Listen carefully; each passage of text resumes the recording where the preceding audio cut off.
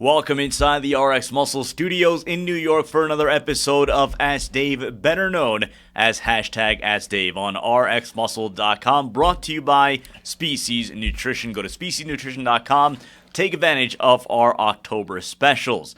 I'm your host, Sadiq Faruqi. 30-minute question and answer with Dave Palumbo. All your questions about diet, training, supplementation, IFBB pros, competitions, anything and everything is all on the table as we now bring in Dave Palumbo. Dave, yesterday you had the privilege of talking with the one and only Lee Haney on our new one-on-one format, live with an interview that's getting a lot of buzz in the industry. Well, you know, it's easy to interview someone who is so articulate and so insightful about not only about themselves, but about life in general. And I think that Haney just has got that, you know, he comes off as being just a regular country guy, but he's got so much wisdom. He's so deep on so many levels that, you know, you have to really listen to him and take that wisdom. I loved his whole rhetoric he gave me. I mentioned religion to him, and he said, "I'm not religious." He's like, "But I'll tell you one thing: Jesus Christ is one cool dude." And you know, he kind of breaks it down to the to something that people can really wrap their hands around and understand. And you know, I didn't realize how confident he was in himself, especially when he was competing. You know, he really truly believed that he was going to win every single time he went out there. He had no doubt about it. He worked very hard. And in the end, he retired at 31 years old because he really was kind of burnt out in a sense that he was pushing himself so hard to win every single year. And I want to thank him for doing that interview with us, of course. And, of course, this coming weekend, Saturday, he's going to have the Lee Haney games, and we'll be live streaming that on RxMuscle.com so you guys can watch that, you know, here. So if you haven't watched the interview, it is on our YouTube channel and also on the front page of RxMuscle.com.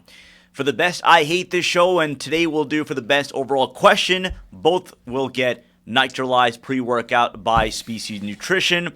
As we now go to the Muscle Central forum on RxMuscle.com, if you're not already a member, it is free to register. We start, love this name, Gorky88. Dave, for a natural bodybuilder, what do you think is the optimal time to stop the bulking and losing body fat? Should they stay relatively leaner compared to an enhanced bodybuilder, since they can't use many cutting tools that a steroid user can? For example, bulk up to 18% at most and start dieting for naturals. For enhanced, 20 to 22%, since most natural athletes in different federations swear by slow bulking and very slow cutting, sometimes over 20 weeks of dieting. Well, I don't think anyone should get that fat in the offseason. Over 20% is ridiculous. To be honest with you, over 15% body fat is ridiculous in the offseason for a natural or an unnatural guy. Because why would you want to have to diet so hard once contest season comes around, you know, to get rid of messy, crappy fat that you're holding? It's just, number one, it's not aesthetic. Number two, it doesn't function to help you put muscle on better. And number three, it just makes the diet phase that much more terrible. Not to mention that you're going to have to diet that much harder to get that fat off, and you're going to risk losing muscle. So to me, I don't think anyone should ever go over 15% body fat. Now, before I ask the next question, there was a word in here that I mentioned to Dave before the show, palaver. And we had no idea what it was. We actually thought it was a misspelling. No, it is a real word. It is a word that basically means idle chit-chat. So let's go into that question. Dave, I recently read the 4-Hour Body book where you were, it's by BB50 Plus, by the way. I read the 4-Hour Body book where you were featured quite nicely. What is the Palumbo palaver of the techniques and methods discussed in the book and of the book overall? Is it something you're going to have me do? Tim Ferriss wrote this book, The 4-Hour Body, after he wrote the bestseller, The 4-Hour Workweek. I don't know if anyone's ever read that book. I didn't, but I heard it was good. And what was happening was a lot of guys I went to high school with were Facebooking me and contacting me and saying, "Hey, my wife read this book." I don't know if everyone's wife read the book, and they saw your name mentioned. Is that the Dave? Are you the Dave Palumbo mentioned in the book? And I said, "I think so." And I went in the back and I listened to it. I watched it rather, and I read the book. And I said, "Hey, you know, Tim Ferriss quoted my diet very frequently in there a couple times and a few of my techniques that I have recommended over the years."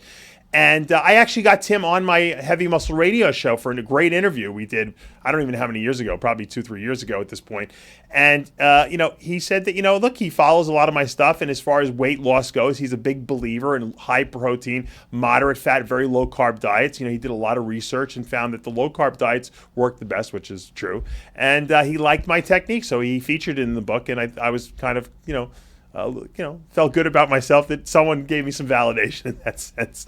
And I do like a lot of the techniques in the book. Tim Ferriss is like a tinkerer, I call it. He likes to check out all these different theories and see if they work. And, while, I know one of his theories was that if you exercise right before you eat, and you'll produce more GLUT4 receptors, which mean you'll absorb your carbohydrates without the need for insulin.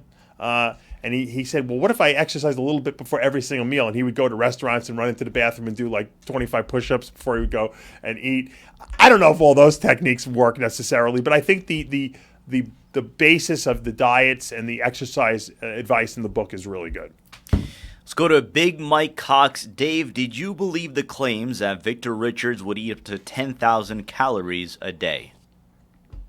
I actually interviewed Victor Richards, too, on Heavy Muscle Radio, and I asked him about that. He said that it was sensationalistic stuff that they put in there. Joe Weider wanted to put it in there to make it look like Victor was like this grizzly bear who would, eat these enormous meals, every single day, and that's why he was so huge. But the truth was he didn't really eat a lot of food at all. He ate, a typical bodybuilder diet, and that was definitely made up.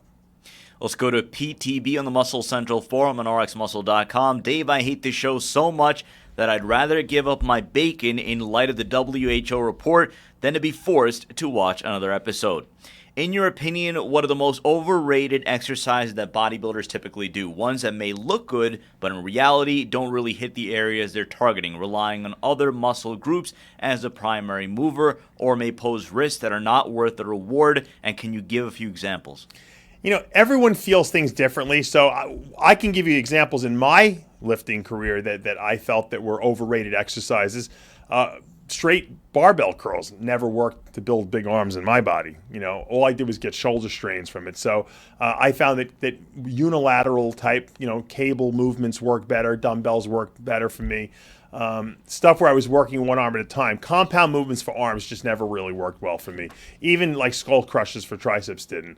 But then again, I know people that use them and very successfully. I think if you have a long arm, compound movements for arms don't work quite as well. If you have a short arm, they do work because your range of motion is shorter. Like I've seen Lee Priest doing, straight bar curls. I've seen him do preacher curls, and I've seen him do skull crushes. And he got obviously you can tell the muscles really working on those, but he has very short arms. I think those are really overrated. I stopped doing them after a while because I realized, all I was getting was injured from them. And I think that's the case with a lot of exercises. If you do an exercise and you just don't feel it in the muscle you're supposed to be working, then it's not working. Don't do it. Get rid of it. Abandon it. Go try something else. So once again, for person A, person B, person C, everyone's going to feel things differently. You have to kind of experiment a little and see what works for you and what doesn't. Don't do an exercise just because people are telling you to do it if it's not doing and it's not helping you add muscle. Let's go to Sapphire. Dave, want to ask, what do you think about GW1516 and proper dosage for it? He says focus is on fat loss. I don't think it does anything, to be honest with you. I think it's another one of these hyped up peptides. And, the problem is that the peptide sites technically are legal right now. No one's really been, rating these people and shutting them down because they're selling them for research purposes only. And so everyone's making you believe that you need to take every single peptide that's going to do all these wonderful things. The only peptides that I've ever seen do anything is melanotan, which really helps you get coloring, tanner. The IGF-1 works really pretty good if you get a real IGF-1. And the GHRP6 is a great appetite increaser. Other than that, I haven't seen anything really that really knocked my socks off where I said, holy mackerel, look at the results these people got from using these things. We now go to our Facebook questions. Our Facebook page is facebook.com/rxmuscle.com, all one word. This guy always asks great questions. Christos Panayadu, I hate this show so much I'd rather listen to George Farah's advice and 1, take a crap load of carbs but during contest prep, 2, do lots of high-intensity cardio. And 3, take insulin without taking growth hormone and take it always before my training sessions. Dave, what is your opinion about the recent statement of the World Health Organization that processed meat is classified as carcinogenic to humans and red meat consumption as probably carcinogenic, mainly colon cancer, but also pancreatic and prostate cancer causing? You know, I was in Bev Francis Powerhouse Gym the other night, and Rick Collins of Legal Muscle fame asked me the same question. So he asked his own Ask Dave in the gym at night, and I told him I was going to charge him for the answer. No, I'm just kidding. But, you know, I think that you have to take it with a grain of salt, to be honest with you. I think they even compared eating red meat and cured meats to smoking cigarettes. They said it's in the same health risk category. I would not agree with that statement. However, I don't eat cured meats. I don't eat smoked meats. I do know that they're carcinogenic. I don't know how carcinogenic they are, but they're enough that I don't consume them in my diet. As far as eating red meat itself goes, I think that if you eat an exclusive red meat diet, I think that it's probably not good for you. And I think a lot of the studies, you got to remember, these are done on studies. Who eats red meat? Forget bodybuilders who eat very healthy. What population of people eat a lot of red meat? People that are overweight, usually, right? And what do they also consume with the red meat when they go to the steakhouse? Fatty potatoes and greasy stuff, right? French fries. So I have a feeling that it's the dietary recommendation that goes together with the red meat that's causing the increased incidence of maybe cancer. And that's where they're getting this carcinogenic link to. I don't think the red meat itself is carcinogenic in and of itself. Now, if you take in a lot of red meat, you don't eat any fiber in your diet. Okay, guess what happens? That's going to increase your incidence of colon cancer. And I've said that time and time again. It's not just the red meat; it's eating a lot of meat and not eating fiber. Period. Because fiber will alkalinize the colon. It keeps the waste moving through the colon more efficiently. It lowers the risk of the meat, I guess you could say you reabsorbing the toxins from the meat, from the body in itself that has been released. So once again, red meat with junk food, red meat with no fibrous content will definitely lead to increased incidence of cancer. And that is really, I think, what they're coming up with. So if you want to solve the problem out there, don't just say don't eat red meat. Make some dietary recommendations where people can follow, where they're not going to get colon cancer. You know what? Hey, it's not just red meat. Don't eat a lot of sugar. Don't make sure you eat enough fiber in your diet. And you do these recommendations, and I guarantee you will not see an increased incidence of cancer with the consumption of red meat. I think that once these studies are so skewed in the direction of just looking for one variable that causes one outcome, that we get the wrong information a lot of times.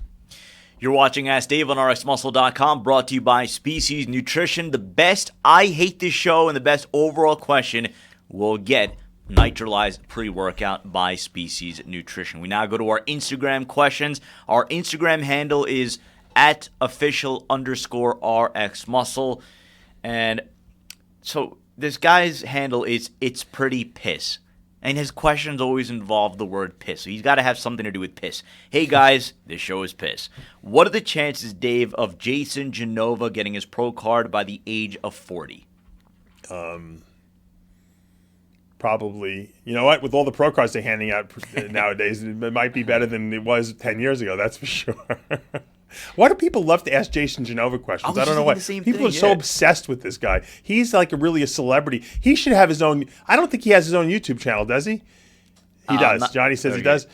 This guy probably makes more money on YouTube than I do, because he's got a very big fan base, it seems. Let's go to Buzz Chillington. There's a name.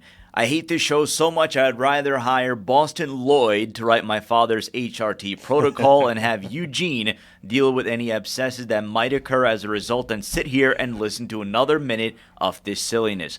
My question is, Masteron for its anti-E effects, would adding Masteron with a cruise dose of say 250 to 500 milligrams of test a week be sufficient in keeping estrogen sides down? I've heard mixed reviews.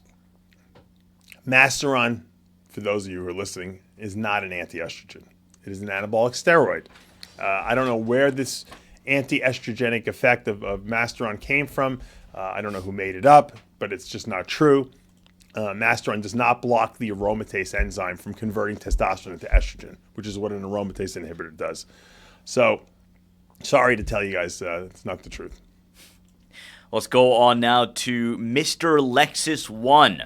Hey Dave, I'm a natural weightlifter and have been lagging in the gym as of late. No motivation, etc. I'm looking to start using SARMs to boost both my strength and for added weight loss. While being told that will be the safest way to go, would this be something you'd recommend since I don't take steroids? And also, would being asthmatic prevent me from using them? SARMs are, work on the nucleus of the muscle cell and tells it to build more muscle. Similar to what anabolic steroids do, except SARMs don't have the steroidal component to them. In other words, the masculinizing effect of, because let's face it, steroids, or anabolic steroids are male hormones, essentially, male derivatives of male hormones. So you're not going to get that the masculinizing effect with the SARMs. However, they're not as strong as anabolic steroids. They're much, much, much weaker. However, for the natural athlete who hasn't taken any anabolics and who are not using anabolics, they probably would give a little bit of a boost to protein synthesis, and I think you'll see some decent, gains, assuming you're eating right and you're training right. And it's obviously safer for women to take as well because of the non-masculinizing effects. As far as being asthmatic goes, there should be no interaction whatsoever with the SARMs or with an asthma medication. Let's go to MBell971. I hate this show. Dave, I've seen some freaky overseas guys the last year or two that no one has heard of on Facebook and Instagram. Do you think European bodybuilders as a whole have surpassed American bodybuilders in both size and conditioning? If so, why?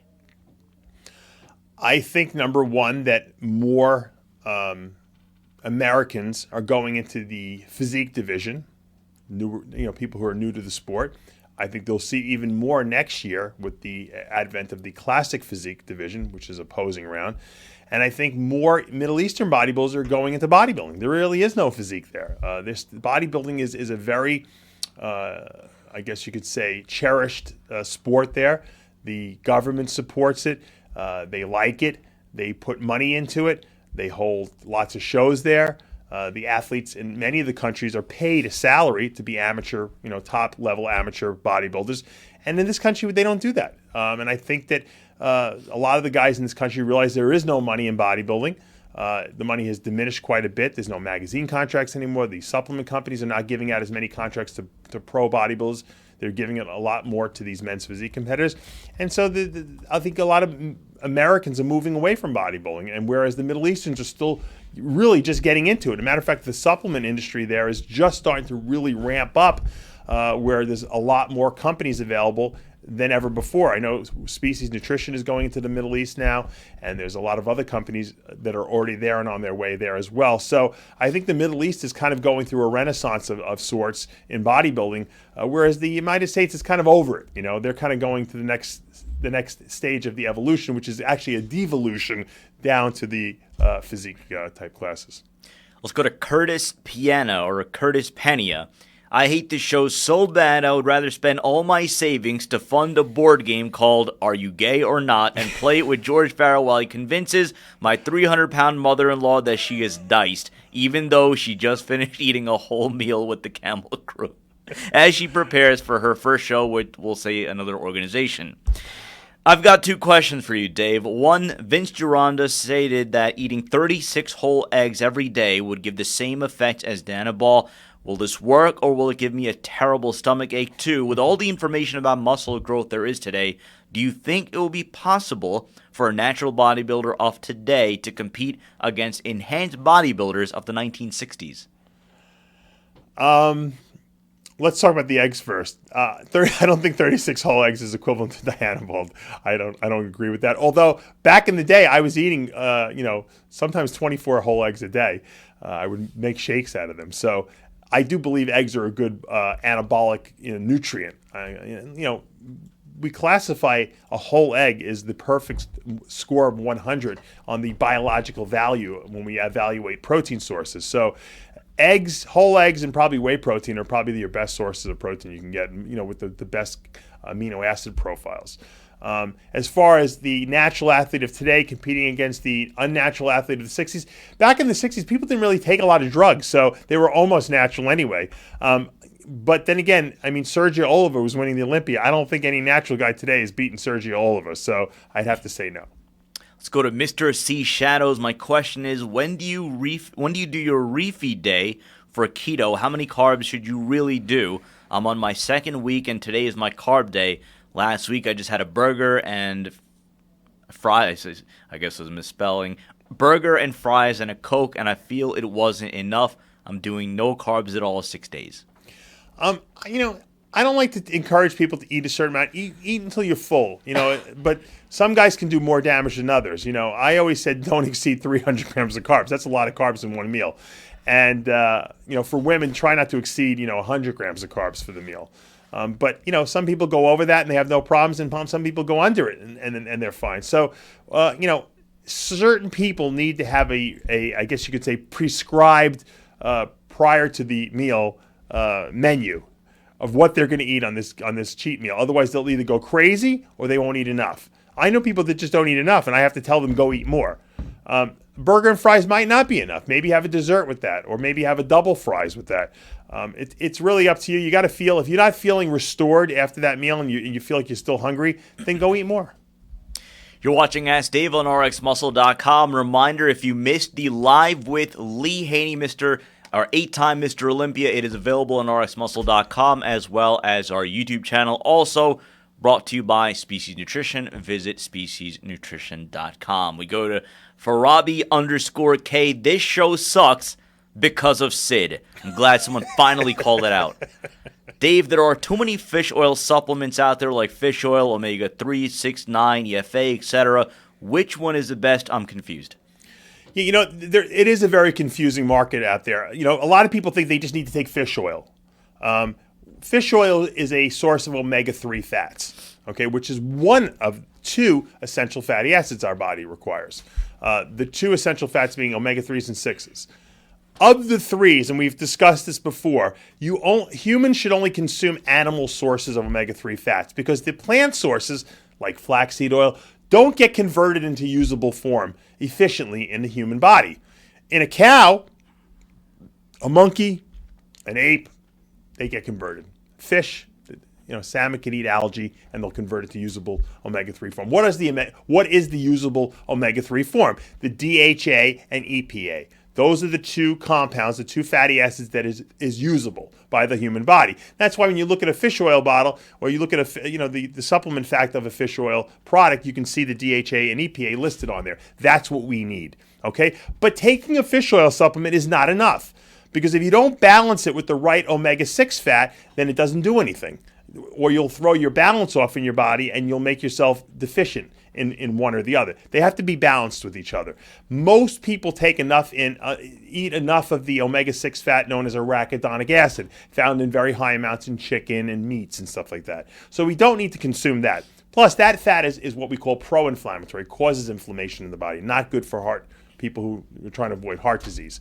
But there is a good, healthy omega-6 essential fatty acid known as GLA, or gamma-linoleic acid. And that's found in very high amounts in evening primrose oil or borage oil. So what I recommend that people do, and through my study and my research, I've demonstrated, at least in the bodybuilding world, is that 3,000 milligrams of fish oil, 3 grams per day, balanced with about 2,600 milligrams of evening primrose oil per day is ideal. Now, what I did was I took those 2 fats and I put them into one formula and I called it Omega-Lyze, and that's Species Nutrition's essential fatty acid supplement. The omega-9 fats, which a lot of companies put in there in high amounts, by the way, are not essential. Those are your monounsaturated fats like olive oil, mac oil. Okay, putting that into an essential fatty acid capsule is just going to take up room, and the reason why these companies do it is because it's cheap and they pad it with that. The omega-3 and 6 fats are expensive, okay? Likewise, a lot of people don't use fish oil as a source of omega-3. They'll use flaxseed oil, which sounds like a good omega-3 fat, but it doesn't. Once again, it's a plant source of omega-3 fats. Doesn't convert efficiently into the usable form.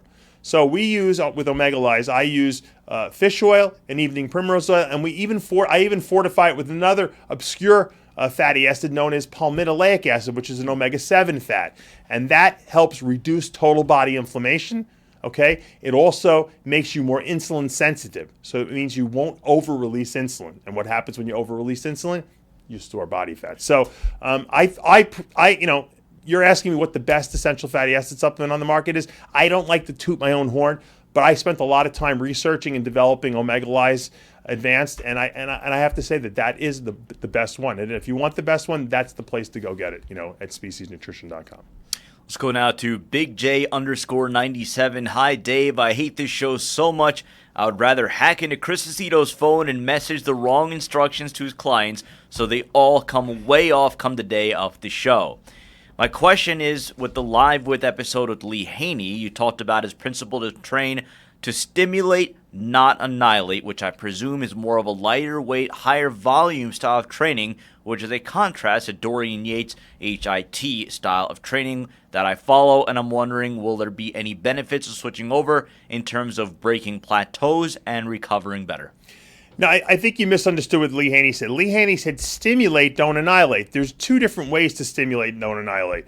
One way would be not lifting as heavier weights, maybe doing more, more, real squeezing type movements. Another way, the way I interpreted it is to go to the gym and don't do a lot of sets, but the sets you do, put 110% into. High intensity, heavy weights, but do it in less sets. You can't do high intensity heavy weights and be in the gym for 2.5 hours. That's overdoing it. That's annihilating. Stimulating is get in there, stimulate the muscle, break it down with heavy weights, good form, good technique, and get the hell out of the gym, eat, and get some rest. And that's how you're going to build muscle. Let's go to Ogie_88. I am not even going to read this I hate because it has to do with some very explicit thoughts relating to George Farah and Sean Ray, and I'm just not even going to go there. Now I want to hear it. No. This is more off-air, even for this channel. How did you and Chris Aceto meet, and why don't you do more lifestyle videos about you? They're awesome. Love from Sweden. Chris and I kind of bumped into each other many, many times over the years. We actually competed in a lot of the same shows together, never talked. Never said one word to each other. I knew who he was. He knew who I was. We never spoke. And then one day at a show, I think I was working for maybe Muscular Development at the time, or I don't know if I had just started working for RxMuscle. Chris had just gotten over his cancer. He had his skin cancer. He was at a show. We started talking. I said, hey, you want to do a wrap-up with us? And I did a wrap-up with Chris, and we just, how sometimes you just meet someone and you mesh with them, and you kind of just see the world the same way. That was Chris and I, and from that point on, we became friends, and then he started working with us, and the rest is history, really. As far as lifestyle videos go, I'd love to do more. I'm so overburdened with work. Like, we don't, Sid can verify this, and Johnny Styles can verify this too. We run basically from 1 second of the day to the next. We got to go to a meeting. We got to go to here. We got to do a live with. We got to do this. We got to go ask Dave. And it's hard sometimes to get enough time to do these, these lifestyle videos because they take a lot of time. But maybe Johnny Styles and I will one of these weeks, after Nationals, we'll do a good lifestyle video with me. He'll film me throughout the day, and we'll put it up because I know you guys enjoy it. Let's go to Peas and Garrett's. Dave, I'm currently using Arthrolyze, but looking to add some peptides. Can you talk about the effectiveness and ideal dose of BPC 157 and or TB 500 for healing a torn rotator cuff? I said it before. I hate to burst you guys' bubble. The peptides are not going to do anything. If you have a torn, any kind of, connective tissue injuries, personally, growth hormone works really well. But once again, growth hormone is just the stimulus. You got to give your body the raw materials. And what are the raw materials? Glucosamine sulfate, MSM, chondroitin sulfate, vitamin C, very important to collagen, synthesis, and all the right essential vitamins and minerals that are the cofactors in these. A lot of people contact me and they say, I tore my pec, I tore my bicep. Dave, what do you recommend that I take?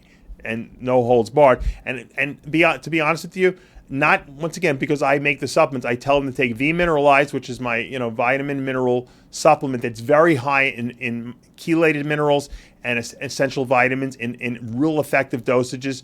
And I have them take Arthrolyze, which is our joint replacement and repair supplement, which is super high in glucosamine, 4,000 milligrams per day, 4,000 milligrams of MSM per day, with the chondroitin and the boron as cofactors in there. And you know what? You combine those three things together, and you're going to heal at an accelerated rate. And I would probably throw about 3,000 milligrams of vitamin C in there as well on top of that. And I tell everyone that. And you know what? Everyone who listens to that advice tells me that their doctor is amazed at how fast they heal.